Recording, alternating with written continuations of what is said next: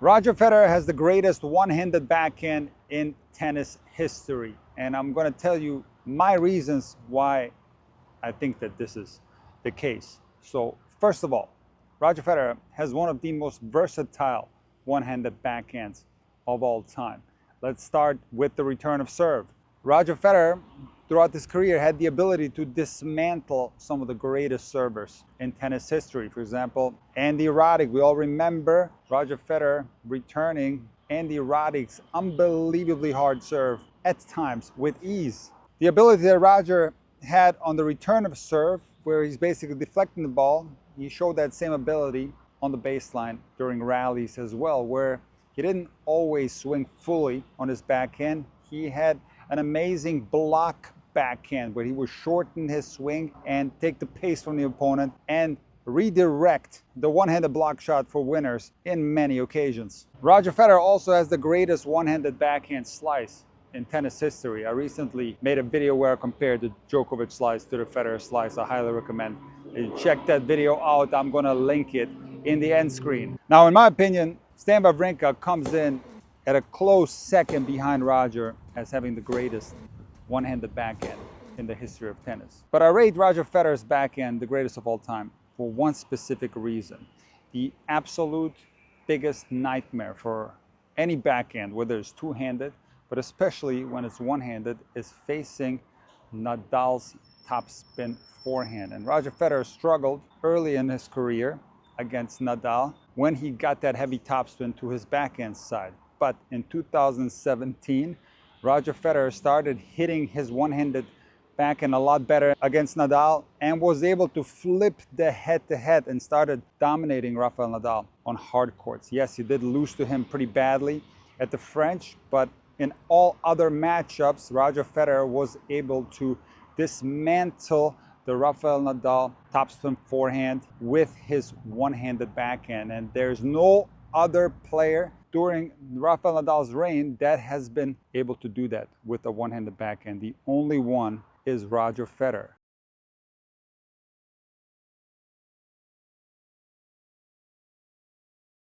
I want you to listen to a super interesting clip from Ivan Ljubicic, who coached Roger Federer during that 2017 Australian Open where Federer beat Nadal, where Fabio from Functional Tennis asked about the one-handed backhand and what they did to change it. Did ask some of our followers, a small group, them to have a question for you, and the one question that came back was, how did you convince Roger to change his backhand?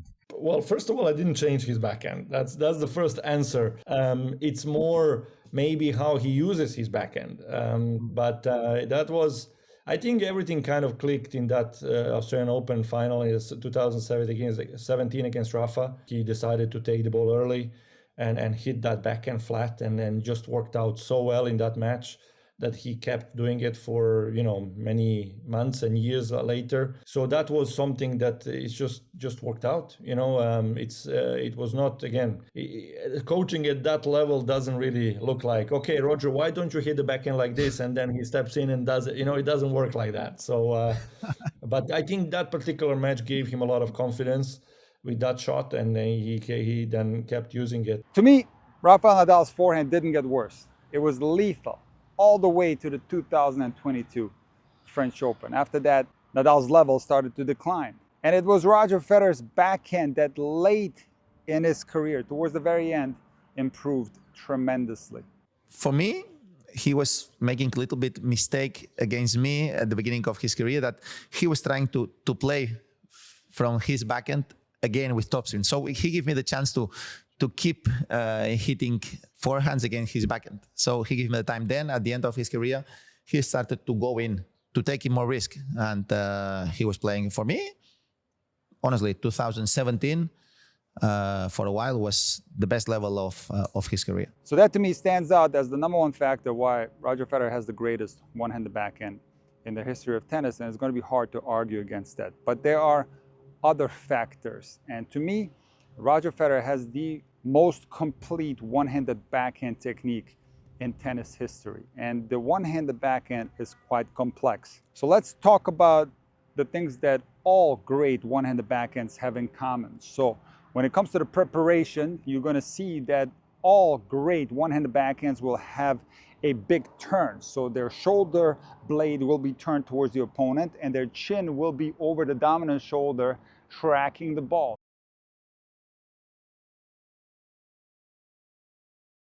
Now, the greatest one-handed backhands in history will also loop the racket. So the non-dominant elbow will be high and it will lead the racket as it's going back, and players will loop. Now, of course, from the loop, there will be a racket drop. And because of this aggressive setup where the shoulder blade is turned towards the other side, naturally, the rotation will not be initiated yet. The racket will drop behind the body and the strings will be positioned parallel towards the back fence.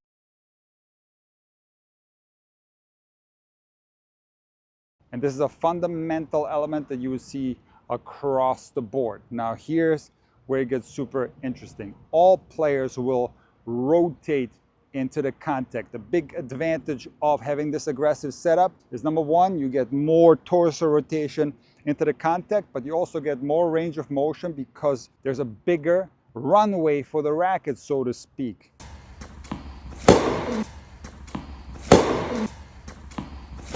The most common mistake that I see at the recreational level regarding the one-handed backhand is that players don't have an aggressive turn. They will turn with their chest being parallel towards the side fence, and the racket will naturally drop also parallel towards the side fence with the tip pointing straight back. And now players will sometimes not rotate at all and just use the arm, and other players will begin to rotate and they will end up over-rotating on their one-handed backhand.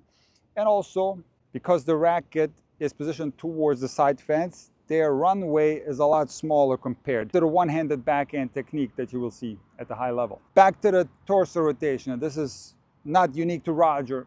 Like I said, all great one-handed backhands have this in common. They will have a strong torso rotation into the contact. And here's where it gets very interesting. Some players will stay more sideways. Some players will have more of a continuing rotation and their chest will be pointed towards the other side. All players will have a circular swing path. So if you take a look at the hand, you will see that it's moving in a circular fashion around the body. If you want to be more specific, it's the hand that's rotating around the shoulder. So this begins with the initial rotation and it's just simply continued where the hand rotates around the shoulder. And a fundamental element on the finish is the fact that all players will have the hand above the level of the dominant shoulder on their finish. And this is independent on the amount of rotation after the moment of contact. There will always be a circular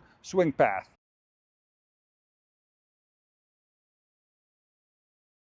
And it's not only that, players are executing topspin. So it's not just a circular swing path, it's a vertical swing path at the same time. The tip of the racket goes up and across the ball, and very shortly after the moment of contact, the tip of the racket starts going above the level of the handle. So in other words, the hand goes beneath the racket head as it's going up and across.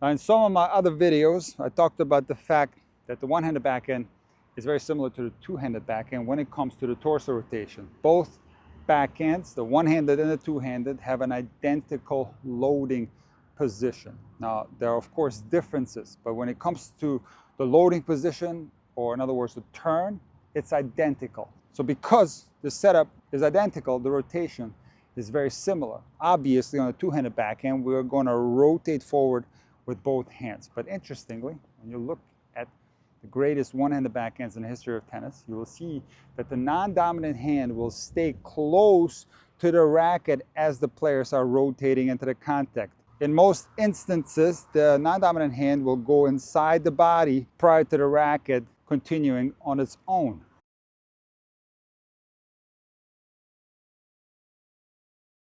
And this is how you optimally rotate into the contact. The rotation is going to be stronger and it's going to be more balanced when it's happening as a unit. Let me show you what it looks like if the left hand doesn't come along for the ride, so to speak. So if I set up very aggressively for the backhand and the left hand just kind of gets stuck here and I'm rotating just with the right side, this is a much weaker rotation compared to the left hand going along for the ride, and now I'm rotating as a unit. This is a much stronger and a more balanced rotation into the contact.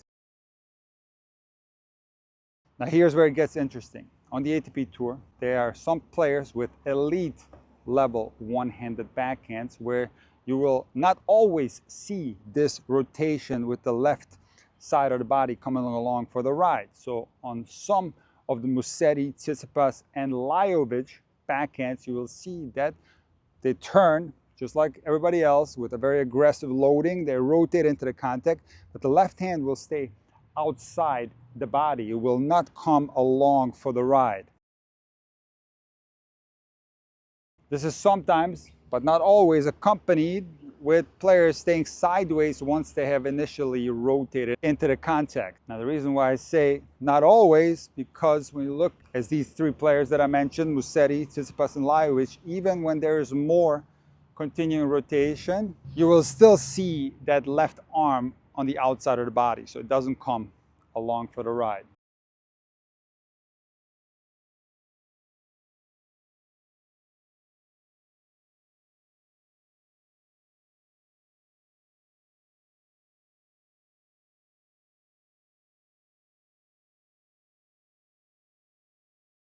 So you cannot draw a correlation by the amount of rotation after the moment of contact regarding the left arm, because there are many examples of players who, despite not rotating after the moment of contact, still rotate more as a unit into the contact. And the two examples happen to be the number 1 and number 2 greatest backhands of all time, in my opinion, which are Roger Federer and Stan Wawrinka.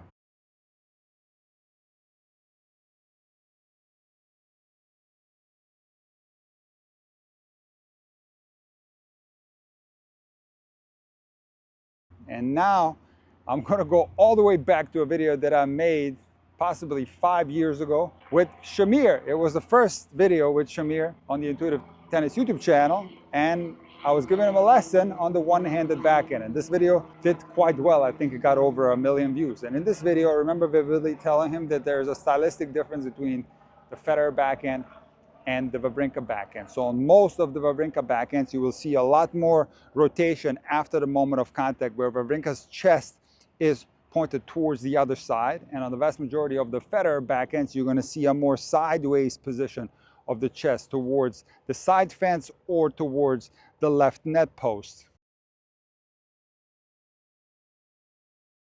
However, when it comes to the one-handed backhand, it's quite complex, because both Roger Federer and Stan Wawrinka can hit the backhand in many different ways. So there are examples of the Federer one-handed backhand when there is more continuing rotation after the moment of contact, where Federer's chest is pointed towards the other side. And at the same time, there are examples of the Wawrinka backhand where he doesn't rotate as much and his chest is positioned towards the left net post.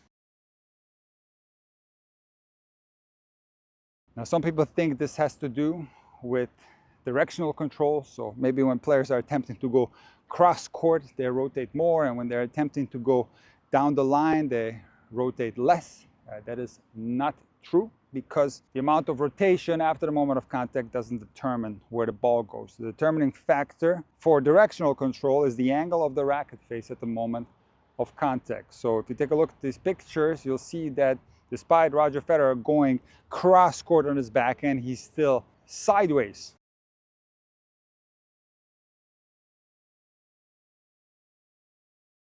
Now, it is true, however, that in some instances when players are going down the line, they will be even more sideways. But generally speaking, directional control doesn't depend on your body position.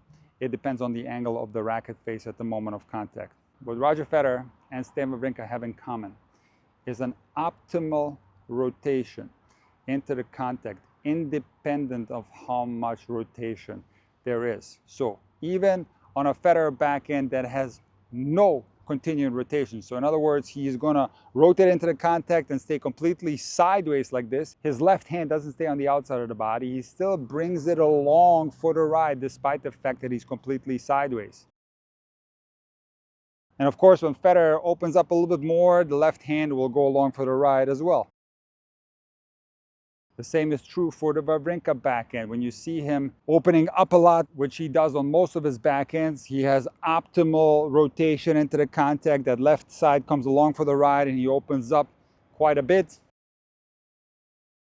But then on some of the backhands where he's a little bit more closed after the moment of contact, he doesn't leave his left hand hanging on the outside of the body. It comes along for the ride and he has perfect balance and perfect rotation into the moment of contact. So on top of the fact that Federer was able to start hitting better backhands than he ever has before against one of the most lethal forehands in tennis history, which happens to be the Rafael Nadal lefty topspin forehand, some of the technical characteristics that I just described make it crystal clear for me to call the Roger Federer backhand the greatest in the history of tennis. And I'm going to add one more thing on top of that. The Federer backhand is also by far the most elegant backhand in the history of tennis. Very similar to Roger's forehand, the backhand just looks phenomenal. Everything is flowing. He looks so smooth with his movements. Where on the other hand, Stan Wawrinka, who comes in at a close number 2, looks a little bit more powerful and forceful as he's delivering those killer backhands. So if you want to talk about style, this is where Roger Federer's backhand, in my opinion, is the best looking by far.